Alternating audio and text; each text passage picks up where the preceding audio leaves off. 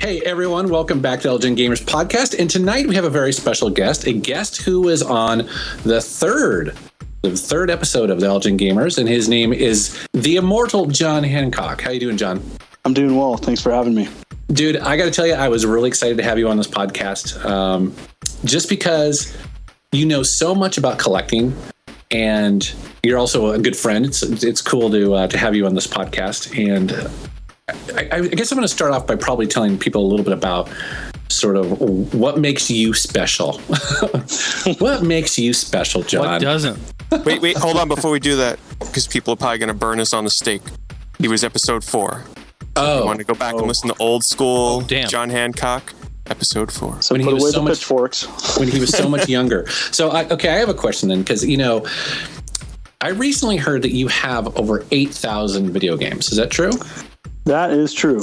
That is true. About 8,000. I haven't recently counted it, but around about average. Yes. So when I heard that, John, I was blown away. Not because I wasn't expecting. Well, I guess the reason is that when I went down and hung out in your game room, your room of doom, at that time you had over 6,000. So in 2 years, you have added, close to 2,000 video games. Yes. Wow. So the number one question that everyone wants to ask, I get asked this question a lot. I think all big collectors do. Are you rich? No.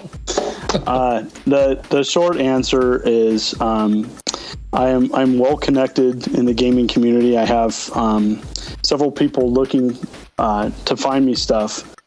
And a lot of the games that I've been added have been to my PlayStation collection. So the games I have added haven't been like the Holy Grail stuff. It's more or less I'm about 800 strong now in my PlayStation US collection, and so I may not go for a set, but like I said, a lot of the games I got for bargain deals through my good friend Corey, who owns a local game store, Classics and Oddities, Tulsa, Washington.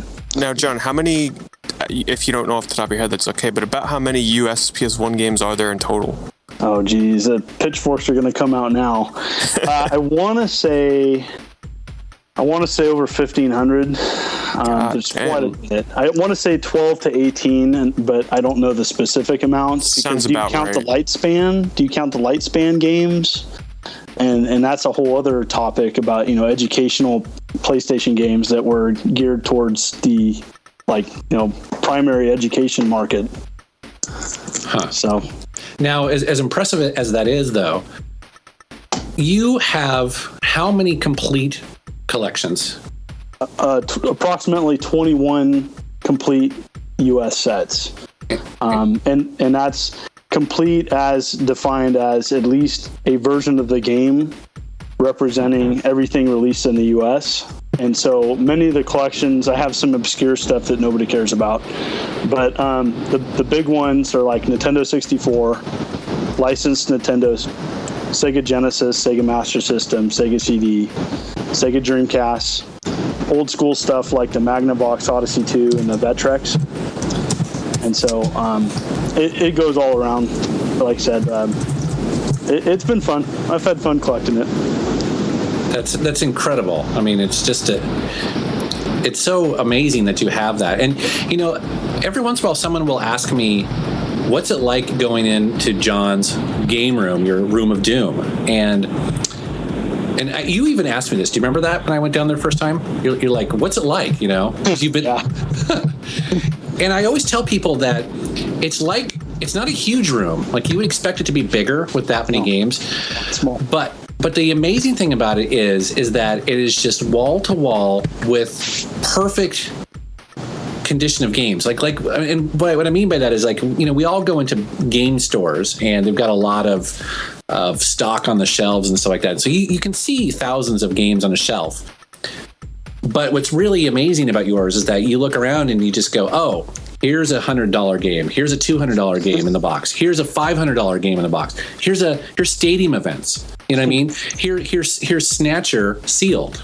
And it just goes on and on and on. It's just amazing. I mean, do you just walk in there and you just get naked and like roll around? I don't get naked, but I I get kind of overwhelmed myself with like how much I'm able to amass on a budget, and like you said, you comment on a lot of those games being valuable, and I was collecting, I started it around 20 years ago, and so when I was hunting and stuff, and I still look for games, but adding games is a lot harder now.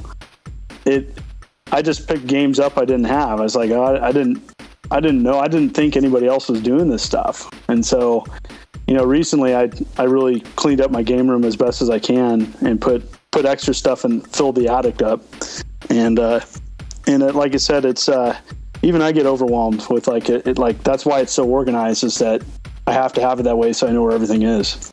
Well, okay, I have a question for you. So, I asked you the rich question because obviously I know, that's a question that gets asked a lot. But what is your advice to people who want to take this on, who have small collections and want to someday have 8,000 games? What's your advice to them?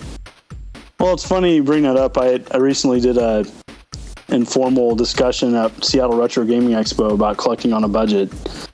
And I think that there is always a window of opportunity to snatch up games for bargain bin prices. And you touched on this on some of your videos. Like, for example, like Xbox right now, for many titles is fairly inexpensive. PlayStation's another one. And so I think there's games that are old but not too old that are good value.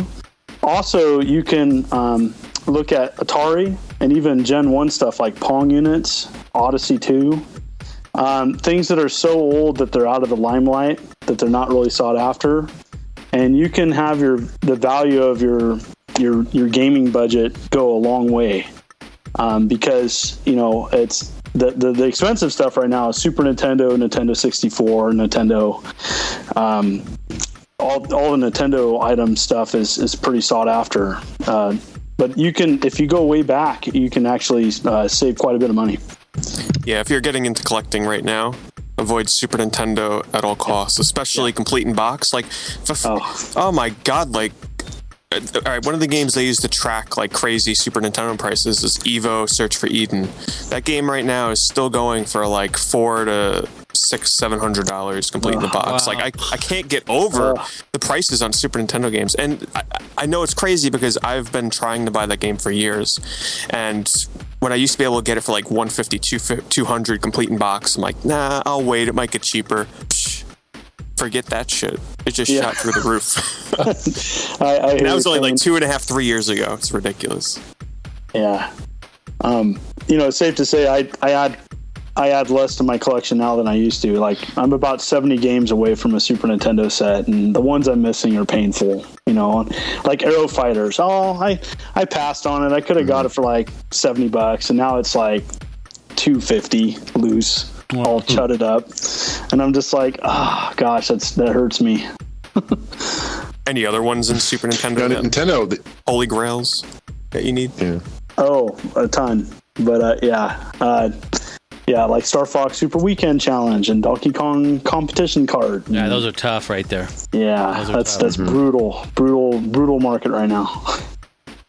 Those have always been really high, but even more so right now. What was it, about a year ago? I think I was seeing them for somewhere hovering in that 800 to 1,000, somewhere in that range for Donkey Kong Competition and Star Fox Super Weekend. What are they now, roughly? They're definitely going up. I know that. They're recently checking. Someone wanted I was working a trade with somebody, and Star Fox is selling loose. I think it sold for like $750 on eBay. But it's still, I remember when you could buy it for $200. Jeez. Yeah. So messy. So and then within a relatively short amount of time, a couple years, 2-3 years. So. You mentioned something, John, that I think is a bit of a it's a trick to all this, or at least it's something that people don't realize, is that people are still walking into game stores and thrift stores and pawn shops and just getting rid of these games for cheap. And so the people that are getting them, at least in my experience, are the store owners or the pawn shops. And you having a friend who runs a store locally is a smart way to sort of get in on that, isn't it? Yeah, and not only a close friend, but genuinely good prices for anybody.